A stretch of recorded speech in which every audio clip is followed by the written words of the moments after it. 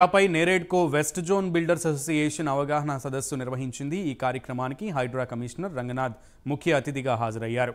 Zone builders association chairman Mummareddy Prem Kumar సామాన్య ప్రజలు బిల్డర్లు ఎదుర్కొంటున్న సమస్యలు అలాగే చెరువులు నాలాలు ఆక్రమణల గురి కాకుండా కమిషనర్కి పలు సూచనలు చేశారు। అదేవిధంగా ప్రెసిడెంట్ లక్ష్మీనారాయణ అనధికార కట్టడాల గురించి వివరించారు। అసోసియేషన్ వారు చెప్పిన సమస్యలు సూచనలు ముఖ్యమంత్రితో చర్చిస్తారని కమిషనర్ రంగనాథ్ తెలిపారు। సామాన్య ప్రజానీకానికి ఎటువంటి ఇబ్బంది కలగకుండా హైడ్రా చూస్తుందని అన్నారు। FTL అనే దానికి వీళ్ళు ఇష్టమైనట్టు మారుతుంటారు। ఒకటి ఈ పార్టీలో ఉంటే కనుక ఇట్లా మారుతుంది, ఇంకో పార్టీ మారగా ఇంకోలా మారుతుంది। అదేంటి FTL ఎందుకు మారుతుంది ఇట్లా అంటే అసలు పార్టీ మారినప్పుడు FTL కూడా మారుతుంది। అదే సో దీని మీద కూడా రేపు రిమోట్ సెన్సింగ్ వాళ్ళందరూ కూడా ఇన్వాల్వ్ చేసి FTL అనేది స్టాండర్డ్ కాన్సెప్ట్ మారదు। సో వాళ్ళకు మేము కూడా తెలుసుకుని ఇట్లా ఇష్టమైనట్టు మారిస్తే కనుక రేపు ఇరిగేషన్ బుక్ అవుతుంది డెఫినెట్, దానికి డౌట్ లేదు అన్నమాట। సో మీరు ఇప్పుడు FTL ఇస్తారు, రేపు ఇంకో FTL వస్తాయి కనుక ఇదేంటి హైట్స్ ఆఫ్ ఇర్రెస్పాన్సిబుల్ అంటే ఇష్టం మనం ఏం చేసినా నడుచుకోవడం అనుకుంటే కనుక రేపు జైలుకి వెళ్ళాల్సిన పరిస్థితి వస్తుంది। సో అట్లా ఉండవు। సో అదిగో సిస్టమ్స్ ఒక ప్రాపర్గా చేయాలి, ఆ ప్రాపర్ సిస్టమ్స్ ఉండి మనం ఒక సివిలైజ్ సొసైటీలో ఉన్నాం అనేటువంటి విధంగా మనం తయారు చేయాలి। హైదరాబాద్కి ఎటువంటి పర్మిషన్స్ ఏమి ఎక్కువ, బట్ ఎస్ ఫైర్కి సంబంధించిన ఎన్ఓసీస్ మటుకు ఇంకా మా దగ్గర అది కంటిన్యూ అవుతుంది, ఇమీడియట్ ఉంది, సేమ్ అదే సిస్టమ్ కంటిన్యూ అవుతుంది।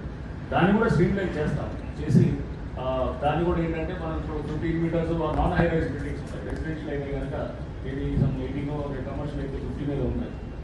ఇప్పుడే మన అందరం కూడా డిస్కస్ జరిగింది। కొత్తగా ఏర్పడిన ఈ హైడ్రాకి మన builders association NAREDCO western builders association తరఫున మన అందరం కూడా సపోర్ట్ చేద్దామని చెప్పి మేమంతా కూడా ఒక నిర్ణయం తీసుకోవడం జరిగిందండి। మీరు చేసాక కూడా అన్ని కూడా సపోర్ట్ ఈ చెరువులు నాలాలు ఎక్కువగా మునిగిపోవడానికి కారణం ఏమిటో మనం మీ దగ్గరికి వచ్చినప్పుడు కూడా రెండు విషయాలు చెప్పడం జరిగింది।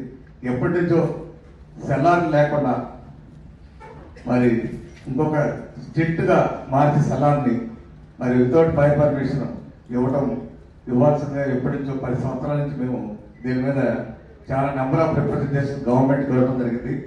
దాదాపు దగ్గర దాకా వచ్చింది కానీ అది ఇంప్లిమెంటేషన్ కాల।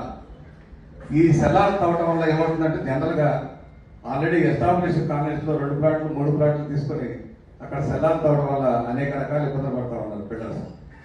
ఓ పక్కన అక్కడ సెల్లార్ తవ్వడం కొంచెం కష్టంగా ఉంటుంది, రాళ్ళు అవన్నీ కిందంతా స్టోర్ ఉండటంలో పక్కన వాళ్ళకి డిస్టర్బెన్స్ అదొకటైతే, రెండోది ఏదైనా వర్షం పడినప్పుడు పక్కన